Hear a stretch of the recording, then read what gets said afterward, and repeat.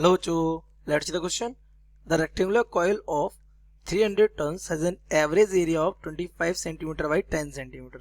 The coil rotates with a speed of 50 cycles per second in uniform magnetic field of strength 4 into 10 to the minus 2 Tesla about an axis perpendicular to the field. Field के perpendicular axis के about में क्या कर रही है? Rotate कर रही है. No problem. The peak value of the induced EMF in volt is option A 3000 pi, option B 30 pi, option C 300 pi and option D 3 pi. So let's see the key concept of this question. The key concept of this question is when, या फिर हम इसको बोल सकते हैं AC generator का concept है ये क्या कहता है? when a coil rotates in uniform magnetic field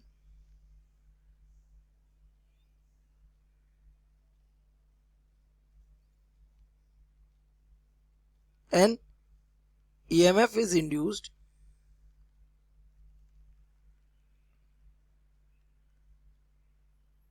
across its ends. इसके एंड्स पर क्या EMF इंड्यूस हो जाता है. वो EMF कितना इंड्यूस होता है? We know that EMF E is given by E naught sin omega t, where E naught क्या है? E naught is peak value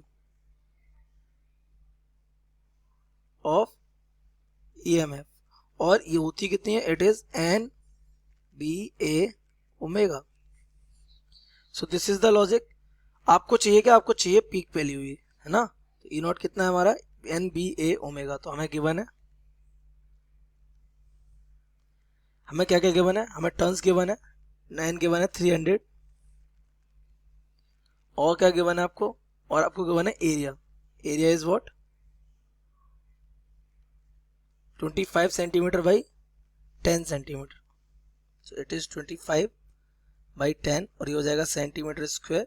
ये हो जाएगा 250 into 10 to the power minus का 4 मीटर स्क्वायर और ये हमारा हो जाएगा 25 इंटू 10 टू पावर माइनस 3 कर देते हैं इसको. 25 into 10 to the power minus का 3 और ये हो गया मीटर स्क्वायर में एरिया. उसके बाद आपको क्या गिवन है? आपको मैग्नेटिक फील्ड गिवन है. V is equal to 4 into 10 to the power minus का 2 टेस्ला. आफ्टर दैट आपको क्या गिवन है? और आपको गिवन है ये एंगल तो परपेंडिकुलर है तभी वो मैक्सिमम हो रखा है, तभी पीक वैल्यू आपसे पूछी 50 साइकिल्स पर सेकेंड. फ्रीक्वेंसी और गिवन है, तो frequency F is equal to 50 cycle per second. ये आपका हो गया और बस इतना ही गिवन है आपको. तो आप यहाँ से ओमेगा निकाल सकते हैं. तो एंगुलर फ्रीक्वेंसी, क्योंकि हमारी फॉर्मूले में ये यूज हो रहा है, ये हमारा होता है 2 पाई f. आपको पता है ये चीज. तो ये हो जाएगा 2 पाई और f कितना? 50. तो omega will be equal to 100 pi. ये हो जाएगा रेडियन पर सेकेंड.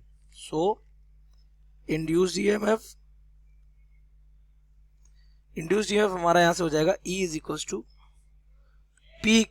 ओके, पीक पूछा है आपसे, तो peak induced E not equal हो जाएगा n b a ओमेगा. तो n कितना है हमारा? n is 300. ये b is 4 into 10 to power minus 2.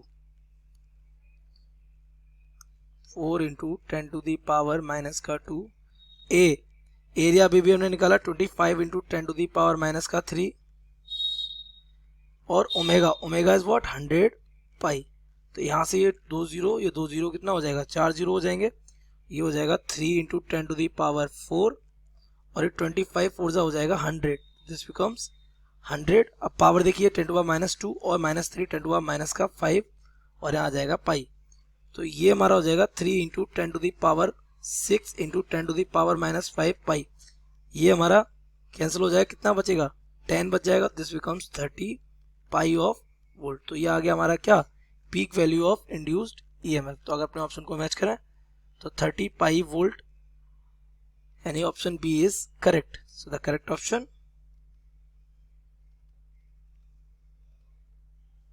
B. I hope you have understood it well. Best of luck.